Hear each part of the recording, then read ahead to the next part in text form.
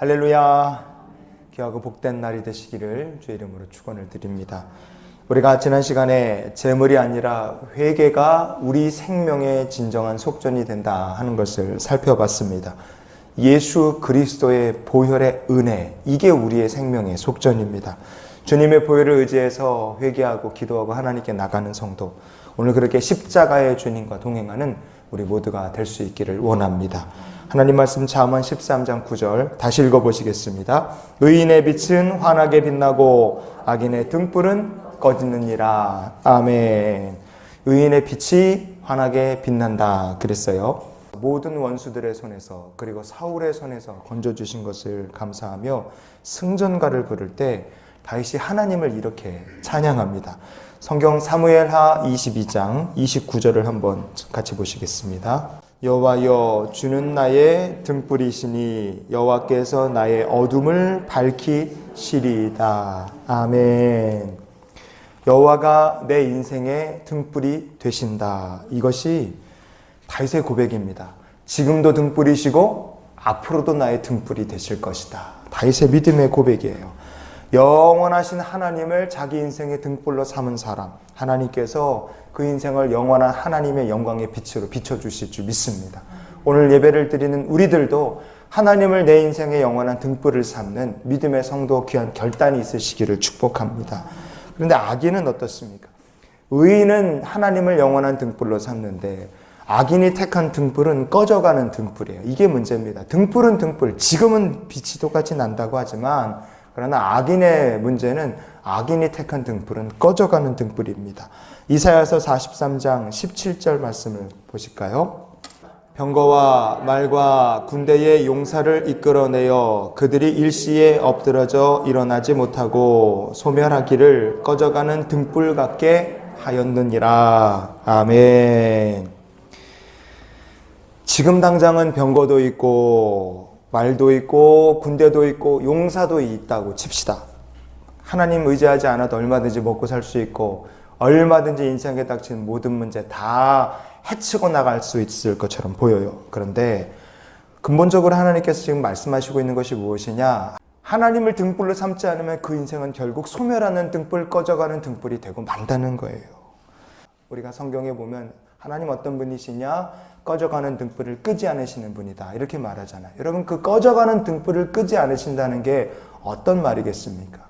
지옥을 향해 이렇게 몰락하고 정말 심판을 향해 나가는 죄인이 회개하고 돌이킬 때까지 기회를 주시고 은혜를 주시는 하나님이시다는 말씀이에요. 우리가 등불이라고 오늘 말씀에 잠언 13장 19절 말씀에 보면 등불 얘기가 나오잖아요. 악인의 등불은 꺼지느니라 그랬어요. 사울의 집안에서 사실상 사울이 죽은 다음에 실권을 잡은 것은 아브넬이라는 사람이었어요. 그래서 사무엘하 3장 6절에 보면 사울의 집과 다윗의 집 사이에 전쟁이 있는 동안에 아브넬이 사울의 집에서 점점 권세를 잡으니라 그랬어요. 자, 사울은 하나님께서 택하여 기름 부으신 사람입니다. 최소한 사울은 하나님께서 그에게 기름을 부으셨어요. 사울은 하나님이 세우신 왕입니다. 그런데 아브넬은 어떻습니까? 아브넬은 왕도 기름 부음 받은 사람도 아무것도 아니에요. 그런데 아브넬은 군대도 있고 권세도 있고 지위도 있고 힘도 있는 사람인데 왕도 아니면서 하나님을 버린 악한 사람이었습니다. 아브넬은 아주 못된 사람이고 아주 이기적이고 뭐라고 합니까? 계략이 많은 사람이었습니다. 이런 사람이 사울의 집이 몰락하고 다윗의 집과 전쟁했으면서 사울의 집에서 마치 왕처럼 힘을 쫙 가지게 됐습니다. 그런데 그렇게 점점 권세를 잡아가고 잘 될 것만 같았던 아브넬의 집의 등불이 순식간에 확 꺼져버립니다. 사무엘하 3장 27절에 보면 아브넬이 헤브론에 갔다가 아브넬은 다윗의 군대의 장관 요압의 칼에 허망하게 인생을 끝내고 말아요. 그의 권세, 왕보다 더 컸던 권세, 영원히 꺼질 것 같지 않았던 권세가 그냥 순식간에 훅 꺼져버리더라 이거예요. 사울도 뒷부분에 악했고 아브넬도 악했습니다. 그런데 하나님께서 그 사울의 집안이든 아브넬의 집안이든 꺼져가는 등불을 그냥 끄지 않으시고 사울을 왕 세운 것을 하나님 후회하셨지만 왜 사울의 인생을 하나님께서 순식간에 꺼버리지 않으셨습니까? 꺼져가는 등불 같은 인생이지만 그가 회개하고 주님께로 돌이킬 것을 하나님께서 원하시기 때문에 그래요. 여러분, 우리가 하나님 말고 붙든 모든 것이 이게 꺼져가는 등불이에요. 언젠가는 다 소용없고 내려놔야 됩니다. 재물로도 자기 생명의 속전을 삼지 못한다고 우리가 지난 시간에 살펴봤잖아요. 재물도 꺼져가는 등불이에요. 여러분, 권세가 있으면 생명의 속전이 될까요? 권세도 꺼져가는 등불입니다. 히틀러가 11년 장기 집권한 사람이에요. 11년. 그런데 전쟁 패망하기 전에 지하벙커에서 자살해서 인생을 마감했어요. 그의 나이 겨우 56살이었습니다. 24년이나 루마니아를 철권 통치한 차우세스크라는 사람이 있어요. 이 사람은요, 젊은 시절에 김일성을 만났는데 김일성을 만나고 나서 생에서 자기가 제일 존경하는 사람이 김일성이다. 그렇게 얘기했던 사람이에요. 차우세스크가 자기 정권이 무너졌을 때 도망을 가려고 그랬는데 어디로 도망가려고 그랬느냐? 북한으로 망명을 하려고 그랬어요. 망명이 실패한 사람입니다. 1989년도 12월 25일 성탄절 밤에 부인과 차우세스크가 함께 국민들의 손에 총살을 당해 죽었는데 부부의 몸에 박힌 총알이 120발이었어요. 얼마나 끔찍하게 죽은 겁니까? 후세인 23년 이라크를 통치했어요. 23년 후세인 통치 기간 동안에 죽은 사람이 얼마나 많은지 다 숫자를 헤아릴 수 없을 만큼 많은 사람들을 죽였어요. 독가스를 살포해서 쿠르드족들을 아주 그냥 학살한 사건은 두고두고 인종청산고로 전쟁 범죄로 남아있어요. 그 얼마나 교만했습니까? 그런데 2006년도 12월 30일 날 69세, 70살 앞두고 4개월 앞두고 70이 넘은 사람이 사형을 당해 죽으면 그 사람들 말하는 천국에 못 간대요. 그래갖고 후세인이가 70살을 4개월 앞두고 나를 빨리 죽여달라. 해를 넘기면서 죽이지 말아라. 그래갖고 12월 30일 70살 되는 애 그냥 바로 하루 전에 이 사람이 교수형을 자처해서 교수형당해 자기가 죽습니다.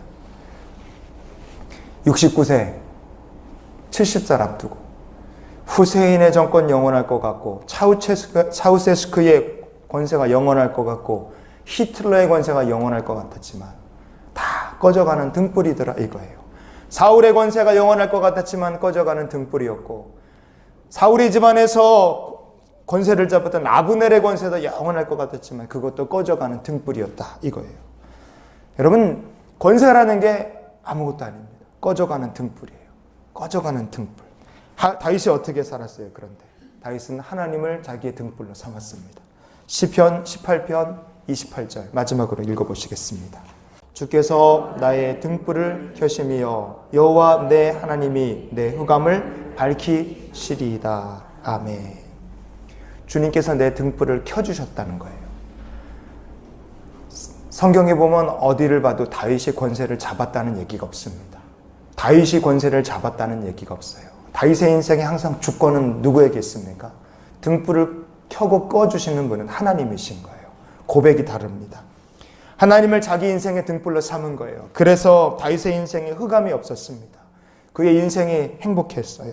그의 인생에 막히는 것이 없었고 답답한 것이 없었습니다. 여러분, 오늘 우리가 그래서 이 말씀을 이렇게 정리했으면 좋겠어요. 하나님은 우리의 영원한 등불이 되십니다. 여러분, 하나님을 여러분의 인생의 영원한 등불로 삼으시기를 바랍니다. 하나님 말고 재물이든 아니면 권세든 무엇이 됐든 간에 그것은 하나님을 버리고 붙잡은 것은 그게 꺼져가는 등불입니다. 하나님께서 끄지는 않으세요. 왜? 우리가 회개하기를 기다리시기 때문에. 그러나 결국은 꺼져가는 등불입니다. 오늘 그래서 우리가 이런 기도로 주님께 나갔으면 좋겠어요. 영원한 등불이 되시는 하나님을 붙잡게 해주시옵소서. 하나님 말고 모든 것들은 꺼져가는 등불이니 주님 이런 것들 내려놓고 나의 영원한 등불이 되시는 하나님을 붙드는 믿음을 주시옵소서. 이런 기도로 주님과 동행하시는 우리 모두가 될 수 있기를 주의 이름으로 축원을 드립니다.